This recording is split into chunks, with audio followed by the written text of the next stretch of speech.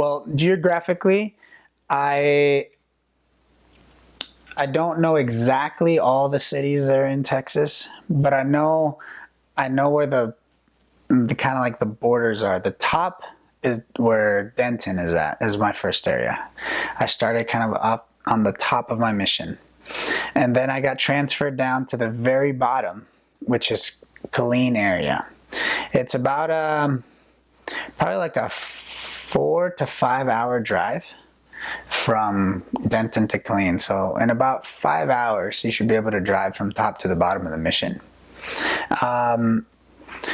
Now, there's really two missions in my mission. It's the Spanish mission and the English mission. The reason I say that is because the work is just so much different.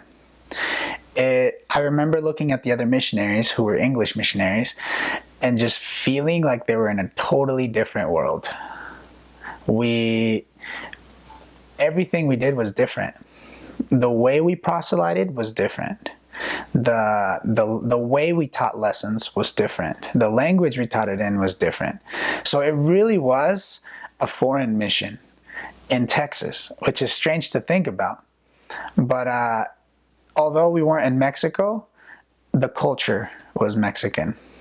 It was, we had Mexican food every day, and we got fed, I don't know, 5 times a day sometimes. And the people were extremely humble. Everything about it was foreign, which is one more thing that kind of gave me a feeling that it doesn't really matter where you serve, it's how you serve. Because really you are in a different world as a missionary. You're not really in Texas as a resident. You're in Texas as a missionary. So no matter where you go on your mission, like you're always gonna feel like you're in a foreign mission because you're not living a normal life. So Texas was really interesting because they have interesting culture, even though they're in America, there's certain places that were just like Mexico, entire neighborhoods where everyone that lived there was Hispanic, and you could just walk and knock any door and there would be Hispanic. So it was really interesting that even though we had a set of Spanish missionaries in an area and a set of English missionaries in the exact same area, it was like a totally different areas. So you really felt like you had your own mission.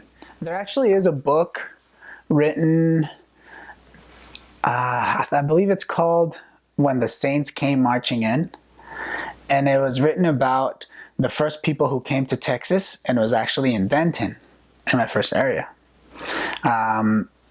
And that's the first people that came to Texas, and they started growing the church there. Now there are a lot of members in Texas. There's how many stakes?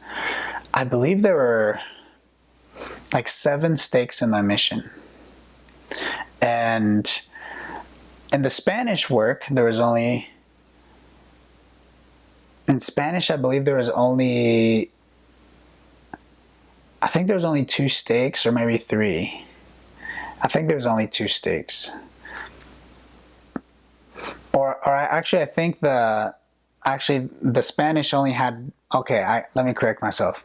There were 7 stakes, but there were only 4 Spanish words within those stakes.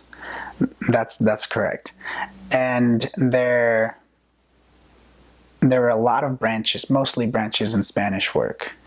But there were only 4 words. I served in 3 of the 4 words, and which was a huge blessing because everybody always wanted to serve in the wards because it's where you have, more people, more member support, and all that good stuff. So I served in 3 of the 4, which I'm glad. I actually never served in the Fort Worth ward. Even though I went to the Fort Worth mission, I never served in Fort Worth. I always served around Fort Worth, which I kind of called it. I told myself, I know that I'm never going to serve in Fort Worth. I don't know why, I just had a feeling, and I never did. And it's okay, because I loved every area that I served in.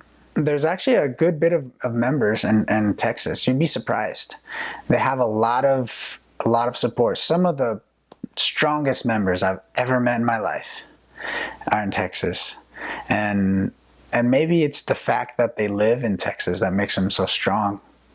Maybe it's because they're constantly having to defend their faith from all these other denominations and sects that are constantly attacking the church.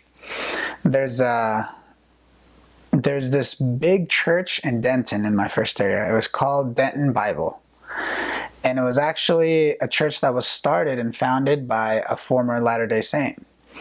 And I remember hearing a story about how this Latter-day Saint somehow got his hands on a pair of garments, and he hung them up on the wall of his church, and he kind of labeled everything, and it was really, really bad.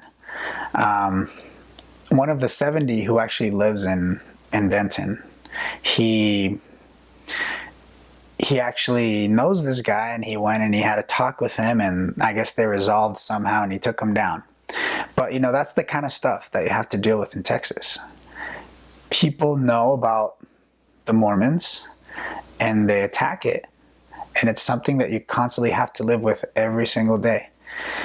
People are constantly screaming at you. I remember riding my bikes almost daily. We would get someone poke their head out their cars that were driving by and curse at us and yell at us terrible things that I would just think to myself, how could they even say that? Like, even if you're not Mormon, Another cool experience is, this one's kind of funny. We were in the college town in Denton. We were kind of biking down the road one day, me and my companion, and this random guy just pulls us over and he says, "Hey guys, are you guys wearing your magical undies today?" So it's just experiences like that all the time. And you just kind of have to be prepared to be comfortable with the fact that what we believe is what we believe, and we don't have to be ashamed of it. We don't have to give an explanation for every question, but we do have to be ready to be firm in what we believe. And that's the thing about Texas. It's hostile at times towards the members of the church.